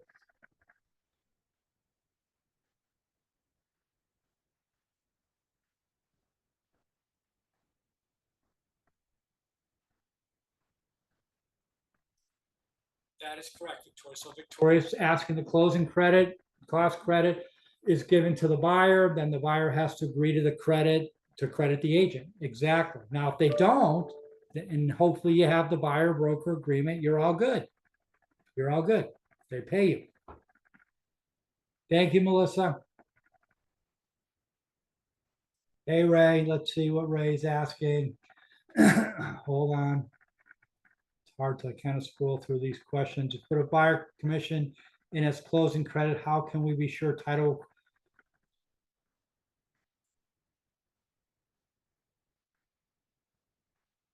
Well, I mean, again, hopefully they're telling the buyer, I mean, what you would say to the buyer, hey, you're going to allocate, that credit to my commission. That way you don't have to come out of pocket to pay me. Hopefully they do that, right? If they don't, then, you might speak to the title company and, show them your buyer broker agreement. No worries, Tammy. Good to see you. Thank you. Merry Christmas, Valerie. Thank you. Pat, appreciate it.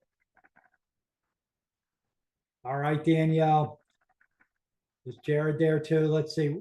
What I'm still unclear, if the seller is offering for commission 3% and the buyer broker is 2.5, will 2.5% go to the agent and 5% go as a buyer credit?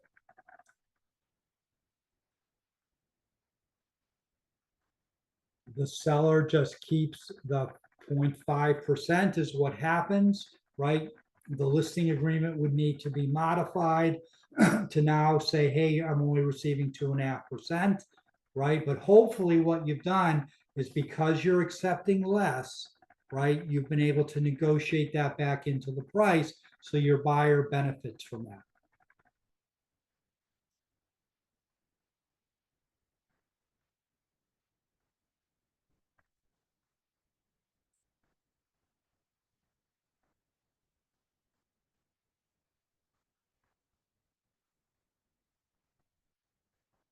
Yeah, potentially say, hey, I'm only collecting 2%, you're offering 3, therefore we want to benefit the buyer. It gets a little hard because you don't really know, would they have accepted that amount anyways? So it gets a little tricky, but that is kind of how it works.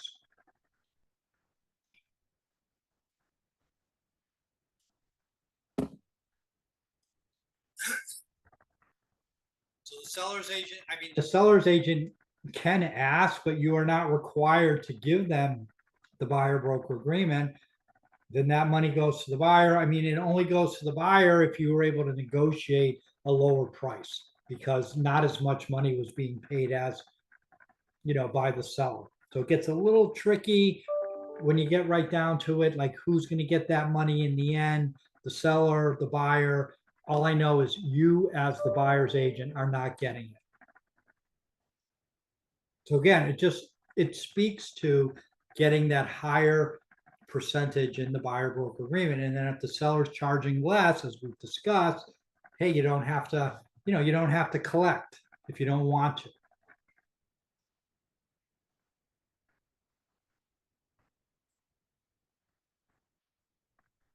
Thank you, Robert. Good seeing you. Say hi to Kelly.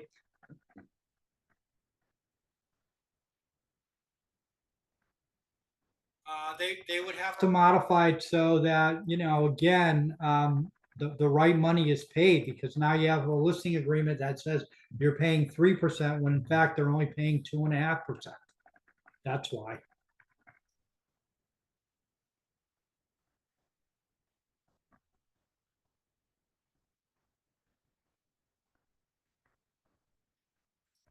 I mean, technically, again, it gets like, I think where it gets tricky, everybody, is like when you're able, they were offering more and your buyer broker agreement is less. Like, who gets that difference? Is it the buyer? Is it the seller? It's all done and it all kind of nets out. Hey, maybe I could have negotiated better and I could have reduced that price by a few $1,000s more. Hard to know. Hey, Devin, there are no, I mean, obviously the lease, I mean, the leasing agreement, or, contract to lease.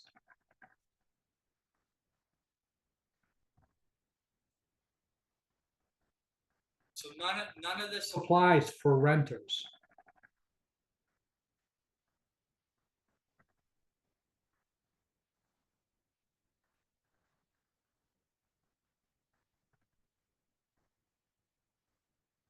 Hey, Cheryl, I'm not sure what BTSA is, so maybe you can type that in and I'll get to that.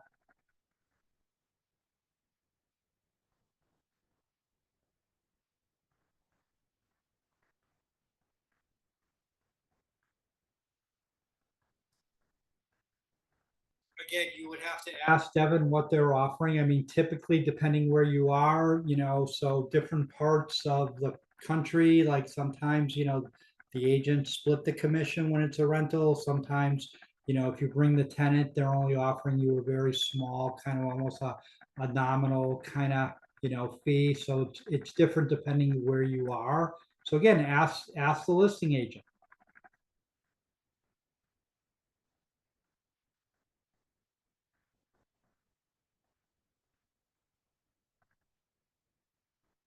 Have to check on that. I will do that for you, Mark, about the autofill.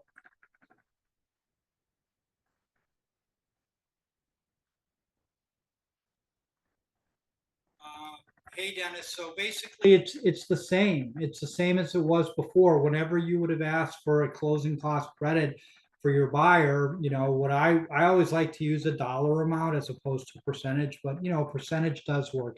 Seller to pay, we'll use a dollar amount, $10,000 towards buyer's closing costs, prepaids, and non-allowables.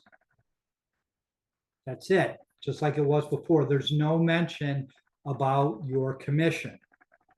But, when they go to allocate the funds, that credit, the buyer certainly can allocate it to your commission. I might have missed your written question. Could you type it in again, John, as I get down to the bottom here?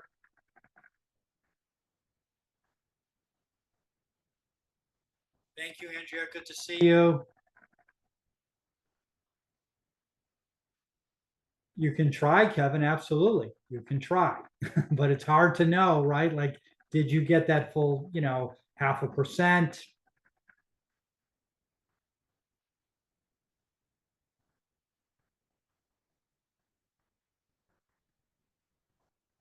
Yeah, you can go after them. Provided again, there's a provision in like, because each state has different forms, right? The showing agreement, the property pre-touring agreement, there's no ability in there for us to recover our attorney fees. So, what you want to be completely covered is a buyer broker agreement that says, in the event we have to proceed against the buyer, our attorney fees are paid by the losing party, which is going to be the buyer. Then we can go after them.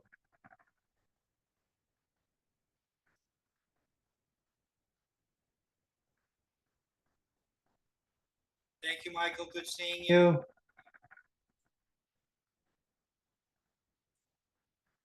Hey, Raquel. Yep, it'll be up on the webinar. Excuse me, it'll be up on the website tomorrow, probably around 1 o'clock. Sherry, how are you?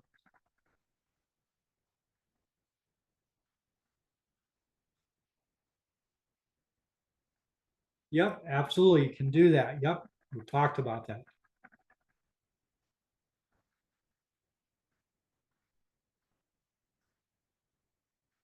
John, there's a lot of text, a lot of questions here, and sometimes I'm popping by some of them. I'm sorry. Type it in the below, but we'll get you the answer, either myself or Kevin. Yep, it'll be live on the website tomorrow. Let's see what Ramon says.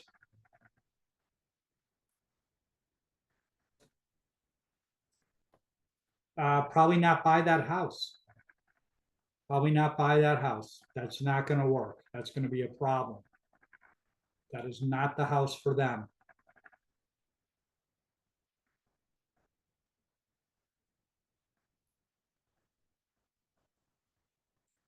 So Susie, what happened? The agent didn't get paid because they wrote in the contract, in the purchase contract, that the seller was going to pay the commission. That's in the contract.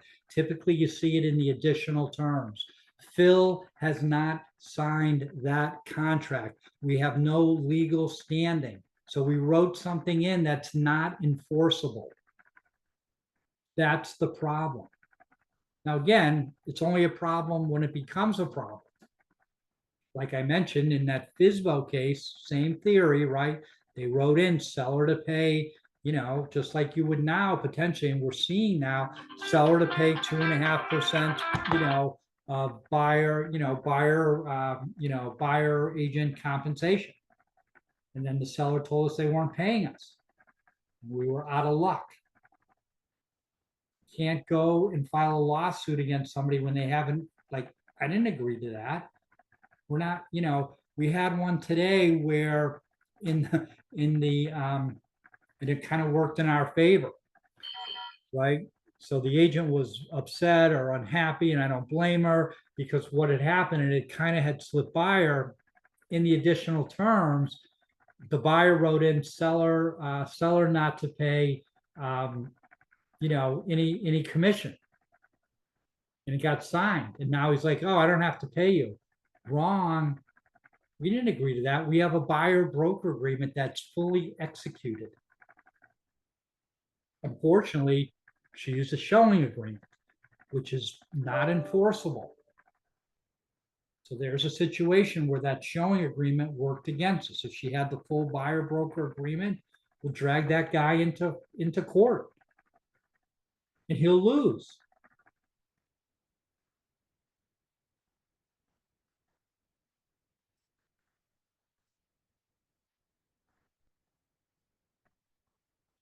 Hey, Mark. Yep, it'll be up tomorrow. Let's see what Denise is saying here.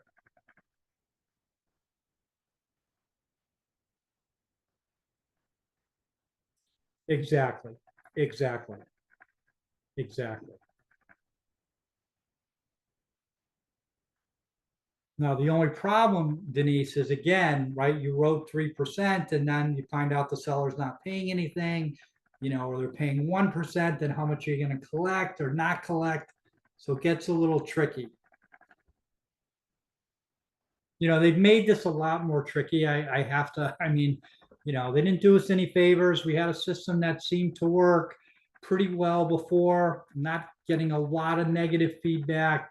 This is working, but it's not as smooth.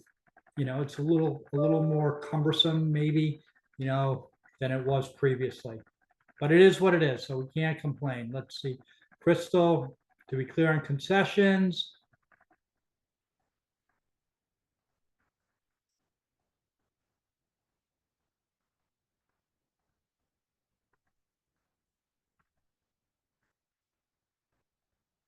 this is the commission credit is taken from in the so on a conventional, the entire concession would go to my commission if you're charging them 3%.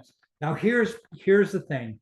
We've talked a lot about it going as a concession, right? But the problem with concessions is now the property has to appraise for more. Let me say that again. The problem with concessions, every appraiser, many of the appraisers are going to look purchase price 400, concession 10 grand. Well, that property's 390, and they appraise it out at 390. Seen that happen many times. Now it didn't appraise. Buyers unhappy.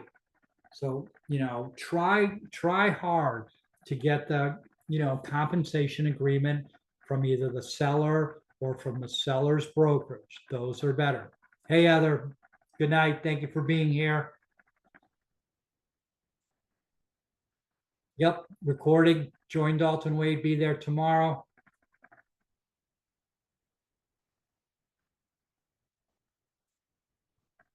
Yeah, that's definitely possible. That's definitely possible, Candy. The only difficulty is that now it has to appraise out. If they're cash, it doesn't matter. But if they're financing, now it has to, appraise for more. Thank you, Dennis. I appreciate it, and I appreciate you guys being here. Thank you, Natalie. I like those emojis. Thank you, thank you.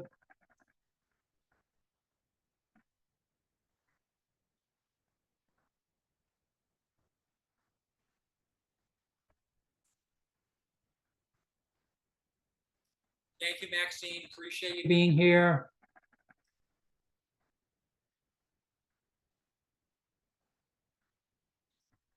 I would agree with you. And yeah, absolutely. It's better, right? You don't want it, like amendments are risky, right? We talked about that. There's a specific section in the don'ts.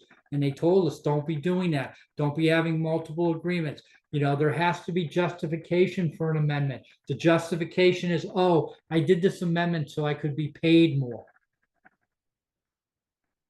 That's not going to fly.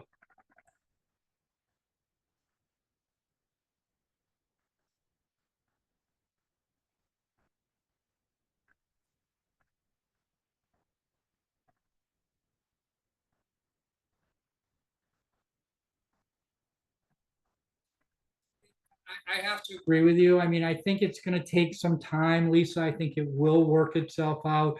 I think as time goes on, it'll be smoother. I'm personally surprised it hasn't been more disruptive than it has been. As I said, there's only been a couple of instances where there's been some issues. Not bad in 4 months. I think as time goes on, some of these kinks will get worked out. Hopefully agents, will take this seriously. I think again on the listing side, when they, things like send in, the offer, then I'll tell you what the commission is. That's BS.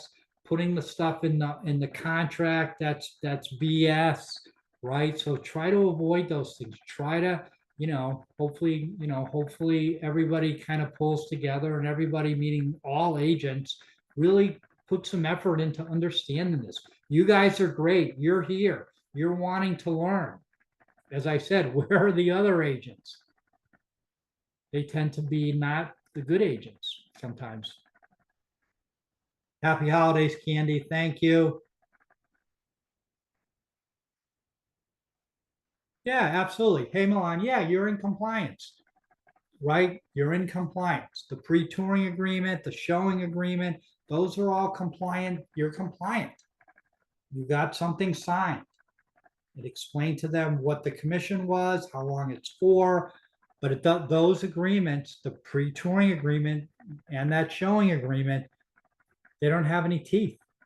So if you don't get paid, it's tough to get paid.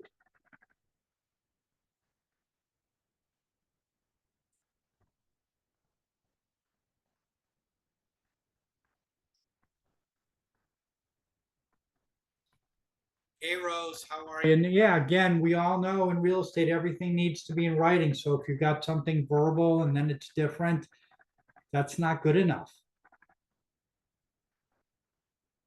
Not good enough. But again, like you're still gonna get paid, right? Because you have the thing to remember and why having the buyer broker agreement, I mean, that's a given in every situation. We have the buyer broker agreement, right? I mean, we should every single time. So, the shortfall will be paid unfortunately by your buyer. But like, again, everything has to be in writing.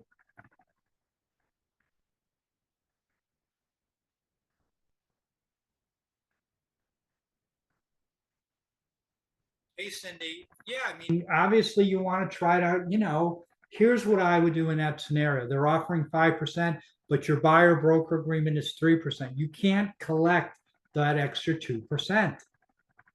So what you're going to do is you're going to say, hey, Mr. Builder, you agreed to, pay me 5% with a purchase price of 500,000, right? Let's take 10 off because now you only can pay me 3%. And let's write that up at 490. Thank you, Ray.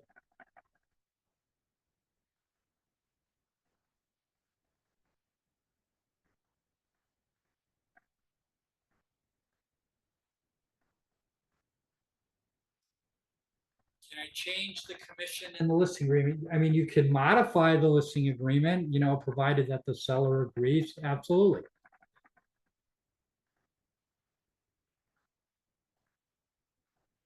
Hey, Larry, how are you? Good to see you. Absolutely.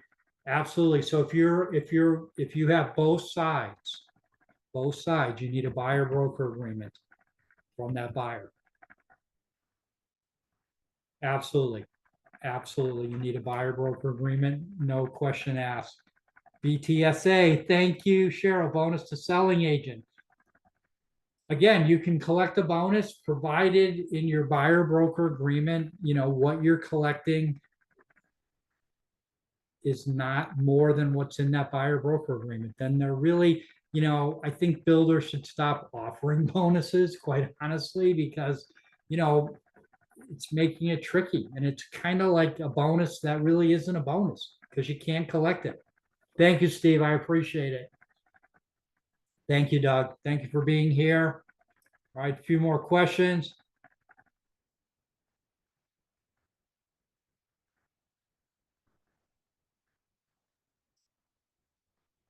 Yeah, absolutely. Absolutely, Mark. 100%. That is fine. And if they don't tell you or they say send an offer, then they're a rookie. They're a Mickey Mouse. That's wrong. Tell them, hey, what's on that listing agreement? On the listing agreement, it doesn't say, oh, based on the offer, that's not what it says. Call them out. They're making it hard. And if you're the listing agent, don't be like that. You already have the listing agreement. That's what we're offering, period. Thank you, Raquel. I appreciate it. Have a great evening. Great holiday.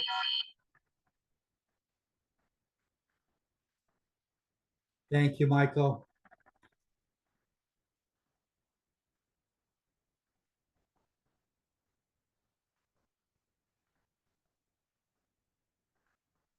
Okay, so then they're not, so Denise, then they're not offering any compensation.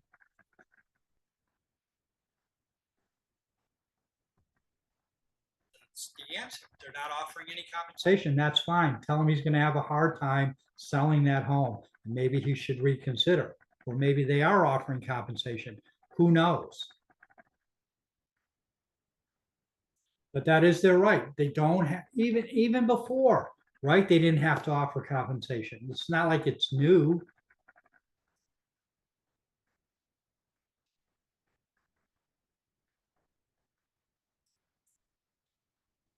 All right, Lacey, so if the sellers are paying 3% on a 400K house and we want an additional 10K towards buyer for a total of 22,000, we would only put the 10K in the additional terms of the entire 22,000. You're gonna put the entire 22,000. For every contract where the sellers offer buyer agent, even if not offering any other closing costs, then would every contract have the buyer agent comp amount?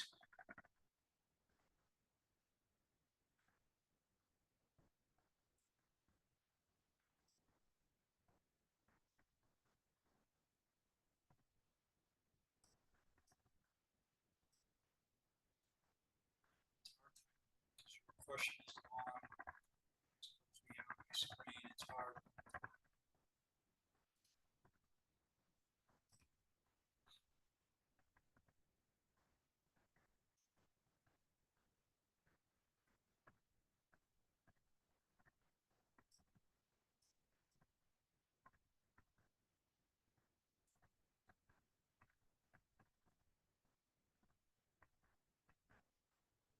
So Daisy says, just submit what the buyer's realtor wants. Submit where? Submit as a closing cost credit.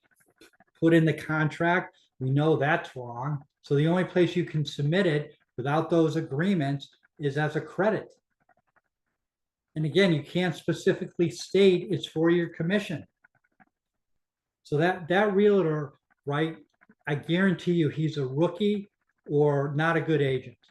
Not a good agent at all, because he doesn't really know what he's doing. He's not making it easy for you and your client, right? Because I know, hey, there's two sides, right? We're talking more about the buyer side here, but most of us are listing agents as well.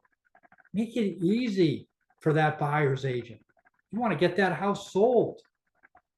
You want to be like, oh, do this, do that, like texting. We're not.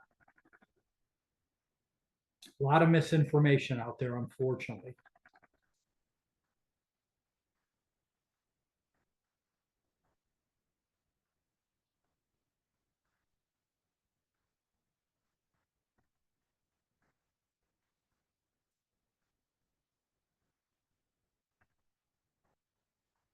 All right, everyone. I think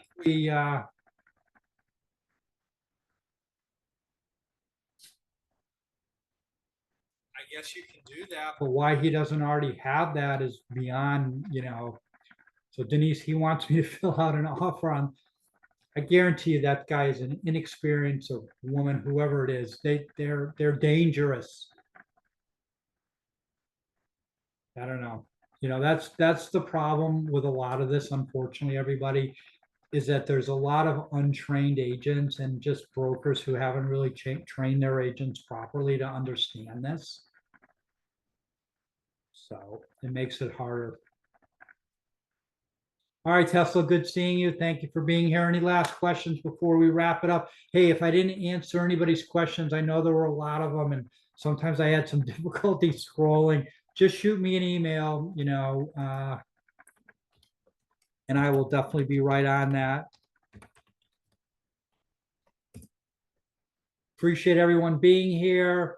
Thank you so much. Enjoy your evening. Merry Christmas, everyone.